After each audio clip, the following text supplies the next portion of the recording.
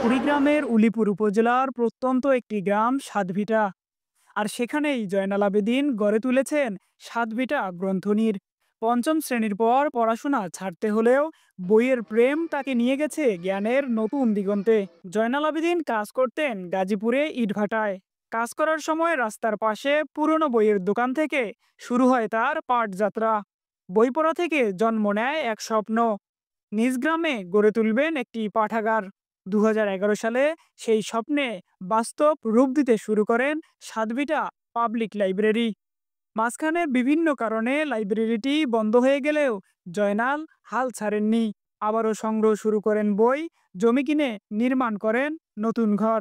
অবশেষে ২০২১ সালের ২৮ ফেব্রুয়ারি চালু হয় সাতভিটা গ্রন্থনির। জয়নাল আবেদীন জানান, বর্তমানে তার প্রতিষ্ঠিত পাঠাগারটিতে প্রায় ৪,০০০-এরও বেশি বই রয়েছে। আমাদের বর্তমান পাঠাগারে বইয়ের সংখ্যা হচ্ছে ৪,০০০-এরও বেশি। এটি আমাদের বিভিন্ন শুভাকাঙ্ক্ষীদের কাছ থেকেই পাওয়া। আমরা এভাবেই চলছি। আমাদের প্রতিদিনের পাঠক সংখ্যা হলো ১৮ থেকে ২৫ জন।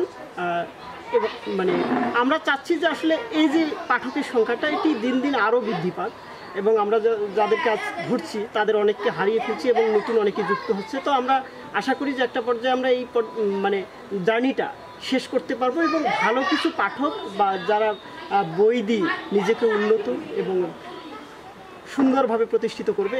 পাঠাগারটিতে নিয়মিত পড়তে আসেন শিশু কিশোর থেকে শুরু করে নানা বয়সী মানুষ। আমার নাম মোহাম্মদ সামিউল ইসলাম। আমি পাঠাগারে এসে মজার মজার বই পড়ি এবং কবিতা পাঠ করি। বই পড়তে অনেক ভালো লাগে।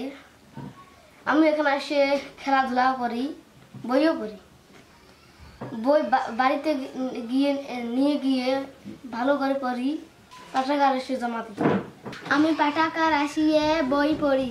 বই পড়তে অনেক মজা। বাড়ি এবং যাই যায়া বই ধরে এসে পড়ি এবং নতুন বই নিয়ে যাই। জাতীয় গ্রন্থকেন্দ্র কর্তৃক আয়োজিত মুক্তিযুদ্ধের উপেক্ষিত মহানায়ক তাজউদ্দিন আহমেদ এর উপর রচনা লিখে আমি সারা বাংলাদেশে দ্বিতীয়তম স্থান অধিকার করেছি। এর পিছনে সাতভিটা গ্রন্থনির আমাকে সর্বাত্মক যা লাগে সব কিছুই দিয়েছে। জয়নালের স্বপ্ন ও পরিশ্রমে গড়ে ওঠা সাতভিটা গ্রন্থনির হয়ে উঠেছে গ্রামের মানুষের আশার বাতিঘর, যেখানে বইয়ের পাতা উল্টে প্রতিদিন গড়ে উঠছে নতুন ভবিষ্যৎ। আব্দুল্লাহ আল আমিন, নিউজ ডেস্ক, তৃণমূল।